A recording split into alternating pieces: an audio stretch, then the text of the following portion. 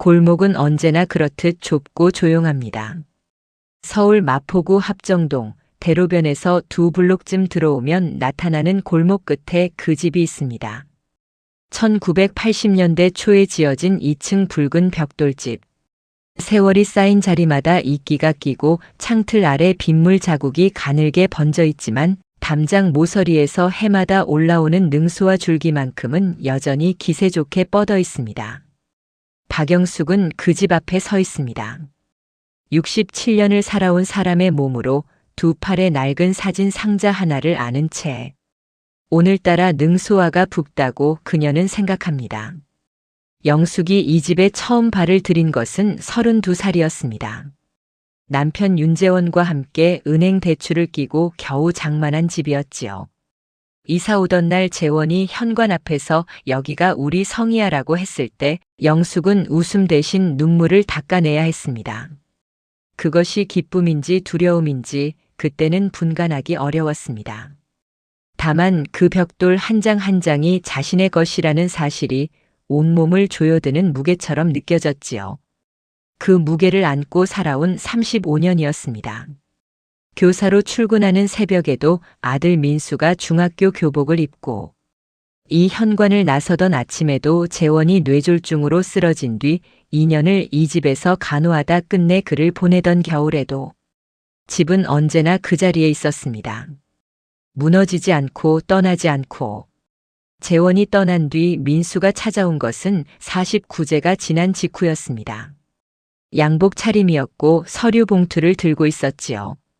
상속과 세금 문제를 정리해야 한다며 공동 명의로 바꾸자고 했습니다. 영숙은 그것이 신뢰의 표현이라고 이해했습니다. 아들이 아버지의 빈자리를 나누어 지겠다는 뜻으로 읽었지요. 도장을 찍는 손이 조금도 흔들리지 않았던 것은 그 믿음 때문이었습니다. 그런데 재개발 이야기가 나온 것은 그로부터 3년 뒤였습니다. 구청에서 정비구역 지정 예고 공문이 나오자 동네 분위기가 조용히 달라졌습니다. 부동산 중개인들이 골목을 돌아다니고 주민들 사이에서 보상금 얘기가 오갔지요. 민수와 며느리 최서윤의 말투도 그 즈음부터 조금씩 변해갔습니다. 대화 속에서 추억이라는 단어가 사라지고 자산과 수익률이라는 말이 그 자리를 채웠습니다. 명절에 모였다 하면 영숙이 아직 서명하지 않은 재개발 동의서 이야기가 나왔고 서윤은 식탁 위에 손을 모은 채 또박또박 말했습니다. 어머님, 현실을 좀 보세요. 이건 감정이 아니라 투자예요. 영숙은 그 말을 듣고 밥을 더 먹었습니다. 아무 말 없이. 오늘 이 자리에 온 것은 그리 복잡한 이유 때문이 아니었습니다. 2층 창고에 두고 온 사진 상자 하나를 찾으러 온 것이었지요. 재원과 신혼 시절 찍은 사진들, 민수가 유치원 다닐 때 소풍 가서 찍은 사진들이 담긴 낡은 상자. 이사 준비를 위해 짐을 정리하던 중 그것만 빠뜨리고 온 것이 마음에 걸렸습니다. 초인종을 누르고 잠시 기다리자 서윤이 나왔습니다. 앞치마를 두르고 있었고 문을 반쯤만 열었습니다. 영숙은 사진 상자를 가지러 왔다고 말하려 했습니다. 그런데 서윤이 먼저 말을 꺼냈습니다. 어머님, 사과하시기 전까지는 오지 마세요. 문은 조용히 닫혔습니다. 영숙은 한동안 그 자리에 서 있었습니다. 능소와 한 송이가 바람에 흔들렸습니다. 이웃집 고양이 한 마리가 담장 위를 걷다 멈추어 그녀를 내려다보았습니다. 사진 상자는 여전히 두 팔 안에 있었습니다. 아니, 그것은 그녀가 안고 있는 것이 아니었습니다.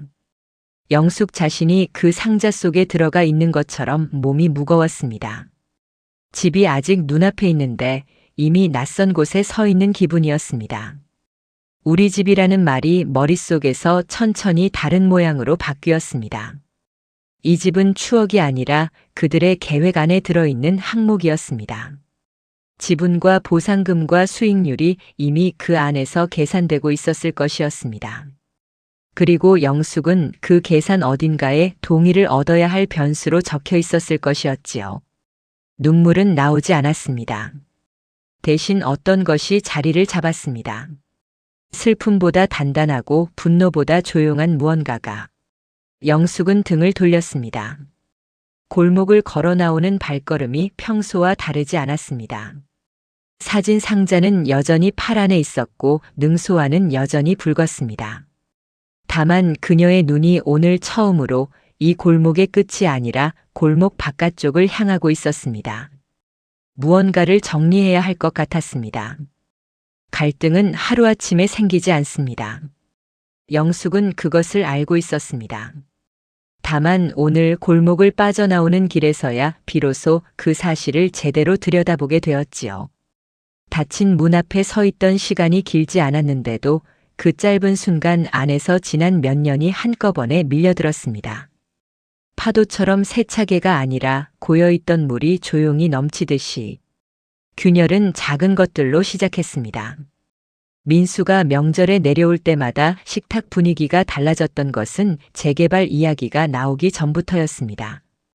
영숙이 음식간을 보며 무언가를 말하면 민수는 듣는 신용을 했다가 이내 화제를 돌렸습니다. 서유는 유난히 반듯한 자세로 앉아 스마트폰을 내려다보곤 했지요. 대화가 끊기는 자리가 늘었고 끊긴 자리를 채우는 것은 언제나 영숙이었습니다. 날씨 이야기, 이웃집 이야기, 민수가 어릴 때 이야기. 엄마는 맨날 옛날 얘기야.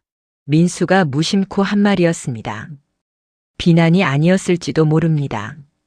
그러나 그 말이 식탁 위에 내려앉는 순간 영숙은 숟가락을 한번 멈추었습니다. 잠깐이었습니다. 아무도 눈치채지 못했습니다. 재개발 동의서가 처음 나온 것은 작년 봄이었습니다. 구청에서 보내온 공문을 영숙이 들고 있자 민수가 거실 소파에 앉아 설명했습니다. 구역 내 3분의 2 이상이 동의하면 사업이 진행된다고, 보상금 규모가 꽤 된다고. 서유는 옆에 앉아 태블릿 화면을 영숙 쪽으로 기울였습니다. 인근 재개발 단지 시세표가 띄워져 있었지요. 어머님, 이 집 지금 감정가가 얼마인지 아세요? 영숙은 화면을 보지 않았습니다. 창밖을 보았습니다. 마당 쪽으로 난 낡은 창틀 너머로 남편이 손수 고쳐 달아준 처마가 보였습니다. 생각해 볼게. 그것이 영숙의 대답이었습니다. 그날은 그것으로 끝났습니다. 그러나 이후로 올 때마다 이야기는 되풀이되었습니다. 조금씩 말이 달라졌습니다. 처음에는 권유였고 다음에는 설득이었고 어느 순간부터는 설명이 되었습니다. 마치 영숙이 아직 사정을 이해하지 못한 사람인 것처럼. 현실을 좀 보세요. 이 골목 어차피 다 바뀌어요. 어머님만 안 하시면 다른 분들한테도 피해가 가요. 이건 감정이 아니라 투자예요. 세 마디가 번갈아 등장했습니다.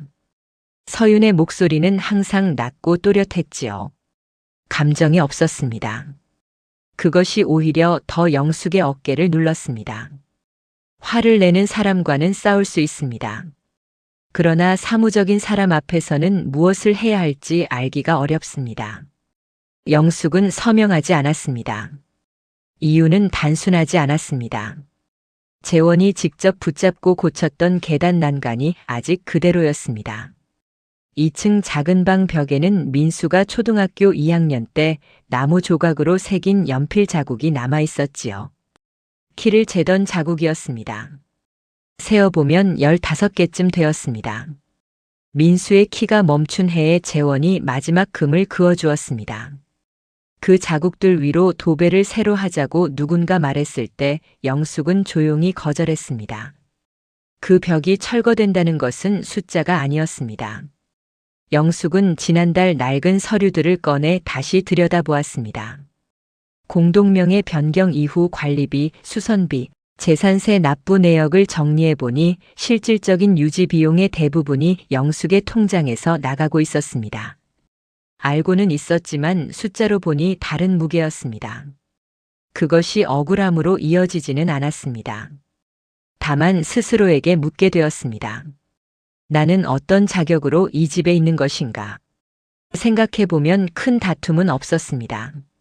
목소리를 높인 적도 문을 세게 닫은 적도 없었지요. 그것이 오히려 이상했습니다. 관계가 나빠지는데 꼭 싸움이 필요한 것은 아니었습니다. 말이 조금씩 줄어들고 의견이 슬며시 무시되고 결정에서 빠지는 일이 반복되다 보면 어느 날 자신이 어느 자리에 있는지 알 수 없게 됩니다. 영숙은 자신이 그렇게 되었다는 것을 오늘에야 인정했습니다. 집안에서 의견 없는 사람이 되어가고 있었습니다. 천천히 조용히 아무도 의도하지 않은 것처럼 합정동 골목을 다 빠져나오자 큰 길이 나왔습니다. 버스가 지나갔습니다. 사람들이 바쁘게 걸었습니다. 영숙은 잠시 그 자리에 멈추어 섰습니다. 팔에 안긴 사진 상자가 생각보다 무겁게 느껴졌습니다. 서명을 하지 않은 것이 옳았는가? 그 물음은 아직 해결되지 않았습니다. 그러나 오늘 닫혀버린 문 앞에서 영숙은 다른 물음 하나를 새로 얻었습니다. 이대로 계속 기다려야 하는가? 답은 아직 없었습니다. 다만 영숙의 발은 버스 정류장이 아니라 다른 방향으로 향하고 있었습니다. 언젠가 들어두었던 법률 상담 사무소 간판이 두 블록 앞에 있었습니다. 오늘 들어갈 것인지는 모르겠습니다. 그러나 처음으로 문을 열어볼 수도 있겠다는 생각이 들었습니다. 법률 사무소는 생각보다 작았습니다. 2층 계단을 올라가면 나오는 유리문 안쪽으로 책상 2개와 서류 선반이 빽빽하게 들어차 있었습니다. 변호사는 40대 초반쯤 되어 보이는 여자였고 영숙의 이야기를 들으며 중간에 한 번도 말을 끊지 않았습니다. 그것만으로도 영숙은 조금 숨을 쉴 수 있었습니다. 이야기를 다 듣고 난 변호사가 서류를 한 장 꺼냈습니다. 공동명의 변경 당시 등기부를 보면 어머님 지분이 70%입니다. 법적으로는 단독 매각이 가능해요. 영숙은 그 말을 천천히 되씹었습니다. 가능하다는 것과 해도 된다는 것은 다른 말이었습니다. 변호사는 그 차이를 설명하지 않았습니다. 아마 그것은 법의 영역이 아니라는 것을 알고 있었겠지요. 집으로 돌아오는 버스 안에서 영숙은 창밖을 보았습니다. 한강이 잠깐 스쳐 지나갔습니다. 지분 70%. 그 숫자가 위로가 되어야 하는지 아니면 더 무거운 짐이 되는 것인지 알 수 없었습니다. 며칠이 지났습니다. 민수에게서 전화가 왔습니다. 용건은 같았습니다. 동의서 이야기였습니다. 영숙이 천천히 아직 생각 중이라고 하자 수화기 너머에서 짧은 침묵이 흘렀습니다. 엄마, 이거 우리 가족 일이잖아. 왜 혼자 결정하려고 해? 나는 혼자 결정한 적 없어. 그럼 왜 아무것도 안 하는 거야? 영숙은 대답하지 않았습니다. 대답할 말이 없어서가 아니었습니다. 말을 꺼내는 순간 무너질 것 같아서였습니다. 무너지고 싶지 않았습니다. 전화가 끊겼습니다. 그날 밤 영숙은 식탁에 앉아 오래된 서류들을 다시 펼쳤습니다. 공동명의 변경 계약서, 재산세 납부 영수증, 수도관 교체 공사 청구서. 숫자들이 줄줄이 이어졌습니다. 영숙이 이 집을 유지하는 데 써온 돈이었습니다. 누가 시킨 것도 아니었고 누가 알아준 것도 아니었지요. 당연한 일이라 생각했기 때문에 해온 것들이었습니다. 당연한 일이 어느 순간부터는 아무도 모르는 일이 되어 있었습니다. 이틀 뒤 뜻하지 않은 연락이 왔습니다. 건축사무소를 운영하는 부부였습니다. 재개발을 앞둔 골목 일대를 조사하던 중 이 집을 알게 되었다고 했습니다. 붉은 벽돌과 목조 창틀, 처마의 구조가 드물게 잘 보존된 형태라며 매입 의향이 있다고 했지요. 재개발 시행사가 아니었습니다. 허물지 않고 쓰고 싶다고 했습니다. 영숙은 그 말을 듣고 잠시 말이 없었습니다. 허물지 않는다는 것. 남편이 고친 난간이, 민수의 키 자국이, 채점하던 식탁이 그 자리에 남는다는 것. 그것이 가능한 일인지 물었습니다. 건축가 부부는 가능하다고 했습니다.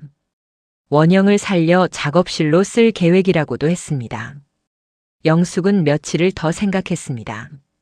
잠이 오지 않는 밤이 이어졌습니다. 민수와 완전히 틀어질 수 있다는 것을 알았습니다. 서유는 이미 문을 닫은 사람이었고 민수는 그 안에 있었습니다. 계약서에 도장을 찍는다는 것은 그 문이 다시는 열리지 않을 수도 있다는 뜻이었지요. 그것은 두려운 일이었습니다. 그러나 계속 침묵하는 것도 더 이상 가능하지 않았습니다. 침묵은 평화가 아니었습니다. 침묵 속에서 영숙은 조금씩 줄어들고 있었습니다. 의견을 내지 않는 사람, 서명만 기다려지는 사람, 결정에서 빠져도 되는 사람. 그 자리에 맞추어 살다 보면 어느 날 자신이 어디 있는지 알 수 없게 됩니다. 영숙은 그것이 두려움보다 더 무서웠습니다. 계약 날짜를 잡았습니다. 계약 당일 아침 민수에게서 전화가 왔습니다. 서윤에게 들은 것이 분명했습니다. 엄마, 왜 상의도 안 했어? 가족이잖아. 영숙은 잠깐 눈을 감았습니다. 창밖에서 비둘기 한 마리가 처마 끝에 앉았다가 날아갔습니다. 나는 이미 오래 혼자 결정 없이 살아왔다. 말하고 나자 이상하게 가슴이 조용해졌습니다. 민수는 아무 말도 하지 않았습니다. 전화가 끊겼습니다. 계약서는 건축사무소 사무실에서 작성되었습니다. 흰 종이 위에 검은 글자들이 줄 맞추어 서 있었습니다. 영숙은 서류를 끝까지 읽었습니다. 변호사가 짚어준 조항들을 하나씩 확인했습니다. 그리고 도장을 꺼냈습니다. 손이 떨렸습니다. 그러나 마음은 고요했습니다. 고요함이 확신과 같은 것은 아니었습니다. 다만 이것이 옳은 방향이라는 것을 몸이 먼저 알고 있었습니다. 도장이 찍혔습니다. 계약서를 접어 가방에 넣는 길에 영숙은 한 가지를 더 부탁했습니다. 매각 대금 일부를 손녀 지우 명의로 신탁 설정하는 것이었습니다. 변호사가 조건을 물었고 영숙은 짧게 대답했습니다. 자기 선택을 위한 자금으로만 쓸 수 있게요. 사무실을 나오자 바람이 불었습니다. 영숙은 코트깃을 여미며 골목 쪽을 바라보았습니다. 붉은 벽돌집은 거기 있었습니다. 아직은 그 집이 사라진다는 사실이 오늘은 예전과 다른 무게로 느껴졌습니다. 슬프지 않은 것은 아니었습니다. 다만 그 슬픔이 더 이상 영숙을 붙잡아 두지는 않았습니다. 다음에 무엇을 해야 하는지는 아직 몰랐습니다. 다만 이제부터는 기다리는 쪽이 아니라는 것만큼은 알았습니다. 짐은 많지 않았습니다. 평생을 살아온 집을 떠나면서 챙긴 것들이 트렁크 2개와 상자 서너 개였습니다. 나머지는 두고 왔습니다. 두고 온 것들이 아깝다는 생각은 들지 않았습니다. 다만 버스가 서울을 벗어나 남쪽으로 내려가기 시작할 때 창밖 풍경이 바뀌는 속도만큼 영숙의 어깨도 천천히 내려앉았습니다. 전남 순천까지는 3시간 남짓이었습니다. 집은 한옥마을 안쪽에 있었습니다. 부동산 소개로 2번 와본 곳이었는데 올 때마다 골목이 조용해서 좋았습니다. 대문을 열면 작은 마당이 나오고 마당 한쪽에 텃밭 자리가 있었습니다. 마루는 오래된 나무라 걸을 때마다 소리가 났지요. 창틀도 낡았습니다. 서울 집과 비교하면 모든 것이 작고 낡았습니다. 그런데 이상하게 처음 들어섰을 때부터 몸이 긴장을 풀었습니다. 아무도 과거를 묻지 않는 공간이었습니다. 짐을 풀고 나자 어둑해졌습니다. 영숙은 마루에 앉아 마당을 바라보았습니다. 이웃집에서 저녁 짓는 냄새가 담장을 넘어왔습니다. 새소리가 들렸습니다. 서울에서는 오래 듣지 못한 소리였습니다. 그때 전화가 울렸습니다. 민수였습니다. 받지 않았습니다. 잠시 뒤 다시 울렸습니다. 서윤이었습니다. 역시 받지 않았습니다. 화면에 메시지가 쌓였습니다. 읽지 않아도 무슨 내용인지 알 것 같았습니다. 가족을 흔들어 놓았다는 말, 왜 이렇게 극단적으로 행동하느냐는 말. 영숙은 전화기를 뒤집어 마루 위에 내려놓았습니다. 바람이 불었습니다. 마당의 낡은 나무 한 그루가 천천히 흔들렸습니다. 영숙은 그것을 보다가 그들이 화내는 이유를 생각했습니다. 집을 잃은 것에 대한 분노가 아니었습니다. 통제가 빠져나간 것에 대한 당황함이었습니다. 결정을 기다려야 할 사람이 먼저 결정을 해버렸을 때 오는 그 불편함. 그것을 깨닫자 오히려 마음이 가벼워졌습니다. 처음 며칠은 아무것도 하지 않았습니다. 아침에 일어나 마루에 앉고 텃밭 자리를 들여다보고 동네 골목을 천천히 걸었습니다. 마을 안에 조그만 슈퍼가 하나 있었고 주인 할머니는 영숙을 볼 때마다 고개를 끄덕였습니다. 어디서 왔느냐고 묻지 않았습니다. 영숙도 말하지 않았습니다. 그것이 편안했습니다. 닷새째 되던 날 밤 영숙은 공책을 꺼냈습니다. 오래된 습관이었습니다. 교사 시절에도 생각이 엉킬 때면 쓰는 것으로 정리했지요. 펜을 들고 잠시 멈추었다가 천천히 적었습니다. 나는 짐이 아니다. 나는 유산이 아니다. 나는 사과하지 않는다. 세 문장을 쓰고 나서 펜을 내려놓았습니다. 눈물이 나오지는 않았습니다. 그 문장들이 누군가에게 보여주려고 쓴 것이 아니라는 것을 영숙 자신이 알았습니다. 오랫동안 말하지 못했던 것을 이제 막 소리 없이 말한 것이었습니다. 공책을 덮고 마루로 나왔습니다. 밤바람이 서늘했습니다. 별이 많았습니다. 서울에서는 별을 오래 본 기억이 없었습니다. 그 무렵 텃밭을 일구기 시작했습니다. 마을 어귀 철물점에서 모종삽과 씨앗 몇 봉지를 샀습니다. 상추, 쑥갓, 방울토마토. 거창한 것은 아니었습니다. 흙을 뒤집고 씨앗을 심고 물을 주었습니다. 다음 날 아침 텃밭을 들여다보는 일이 생겼습니다. 그것으로 하루가 시작되었습니다. 작은 일이었습니다. 그러나 오랜만에 결과가 자신에게 돌아오는 일을 하고 있다는 느낌이었습니다. 2주가 지날 무렵 이웃집 여자가 담장 너머로 말을 건넸습니다. 50대쯤 되어 보이는 사람이었는데 손에 봉지를 들고 있었습니다. 혼자 오셨어요? 이거 제가 담근 건데 드세요. 열무김치였습니다. 영숙은 고맙다고 했습니다. 그것뿐이었습니다. 그러나 그날 저녁 그 김치로 밥을 먹으면서 영숙은 처음으로 이곳이 낯설지 않다고 느꼈습니다. 떠나온 것이 도망이 아니라는 것을 그때 처음으로 몸으로 알았습니다. 서울에서의 전화는 여전히 가끔 왔습니다.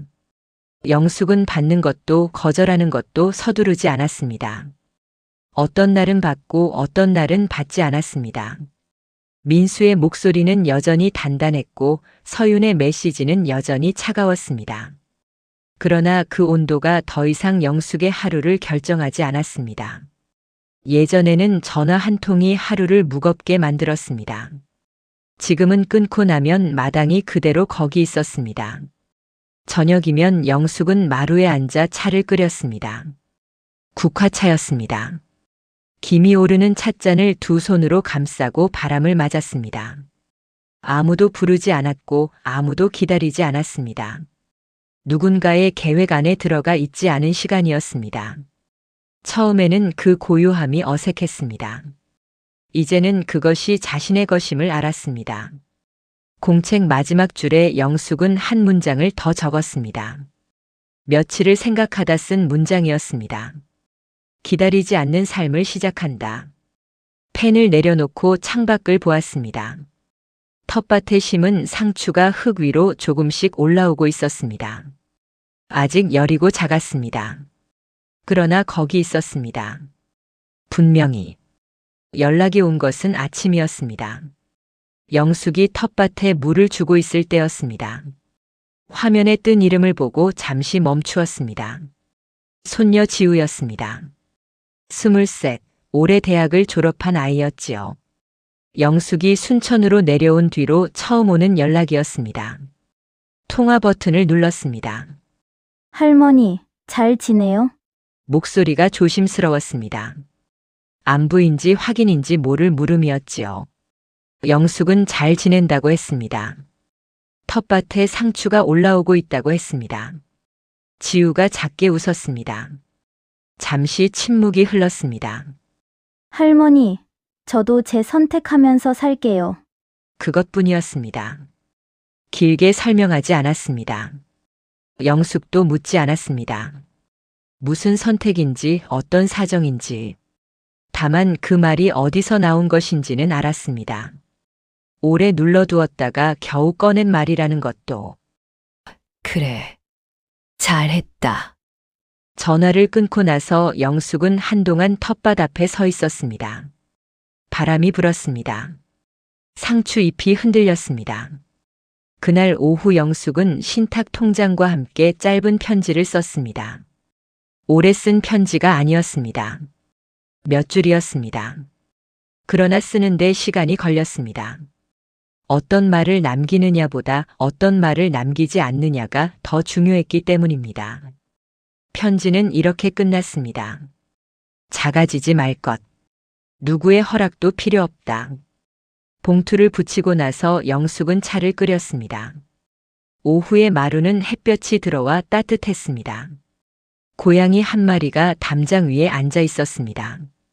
서울 골목에서 보던 것과 비슷하게 생긴 고양이였습니다.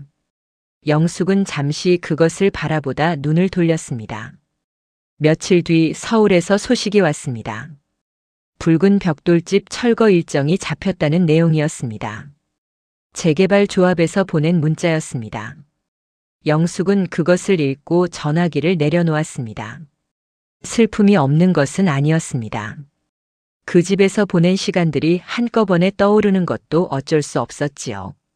재원이 처음으로 현관 열쇠를 건네던 날, 민수가 마루에서 숙제를 하던 저녁, 교사로 마지막 출근을 하던 아침, 그 장면들은 벽돌이 무너진다고 함께 사라지지 않았습니다. 집은 공간이지만 기억은 사람 안에 있습니다. 영숙은 그것을 이제 알았습니다. 오래전부터 알고 있었을지도 모르지만 오늘은 그것이 위로로 느껴졌습니다. 민수에게서 전화가 온 것은 그로부터 사흘이 지난 저녁이었습니다. 영숙은 받았습니다. 민수는 처음에 말을 잘 잊지 못했습니다. 무언가를 준비해 온 것 같았는데 막상 목소리가 나오지 않는 사람처럼. 엄마, 나 그때 너무 내 입장만 생각했던 것 같아. 영숙은 대답하지 않았습니다. 재촉하지 않았습니다. 집이 아까워서가 아니라 엄마가 멀어지는 것 같아서 그랬던 것 같기도 하고. 짧은 말이었습니다. 변명과 사과의 중간 어딘가에 있는 말이었지요. 완전하지 않았습니다. 그러나 영숙은 그것으로 충분하다고 생각했습니다. 사람이 마음을 꺼내는 데는 각자의 시간이 필요합니다. 민수에게는 이만큼의 시간이 필요했던 것이지요. 알아. 그것이 영숙의 대답이었습니다. 두 글자였습니다. 그러나 그 안에 들어있는 것은 두 글자보다 많았습니다. 전화를 끊고 나서 영숙은 마루에 앉았습니다. 저녁 바람이 마당을 지나갔습니다. 텃밭에 방울토마토가 조금씩 붉어지고 있었습니다. 아직 다 익지는 않았지만 방향은 분명했습니다. 관계는 한 번의 전화로 회복되지 않습니다. 영숙은 그것을 알았습니다. 앞으로도 어색한 날이 있을 것이었습니다. 민수와 서윤 사이에서 말이 엇갈리는 날도 있을 것이었지요. 그러나 더 이상 그 무게를 혼자 지지 않아도 된다는 것을 오늘은 조금 믿을 수 있었습니다. 초대받기를 기다리는 삶이 끝난 것이었습니다. 해가 넘어가고 있었습니다. 한옥 지붕 너머로 하늘이 붉게 번졌습니다. 영숙은 찻잔을 두 손으로 감싸고 그것을 바라보았습니다. 김이 올랐습니다. 바람이 창틀을 흔들었습니다. 낡은 나무 소리가 났습니다. 누구의 계획 안에도 들어있지 않은 저녁이었습니다. 가족이라는 이름이 언제나 따뜻한 것은 아닙니다. 그 이름 아래서 존엄이 작아질 때 사람은 선택을 해야 합니다. 참는 것과 견디는 것은 다릅니다. 떠나는 것과 버리는 것도 다릅니다. 영숙은 오래 걸렸지만 그 차이를 이제 알았습니다. 집은 곧 무너질 것입니다. 그러나 영숙은 여기 있었습니다. 마루 위에 저녁 바람 안에 자신의 시간 속에 그것으로 충분했습니다. 이야기가 마음에 드셨다면 좋아요와 구독 부탁드립니다. 채널에 방문하시면 다양한 이야기가 있습니다. 채널 방문도 부탁드리겠습니다.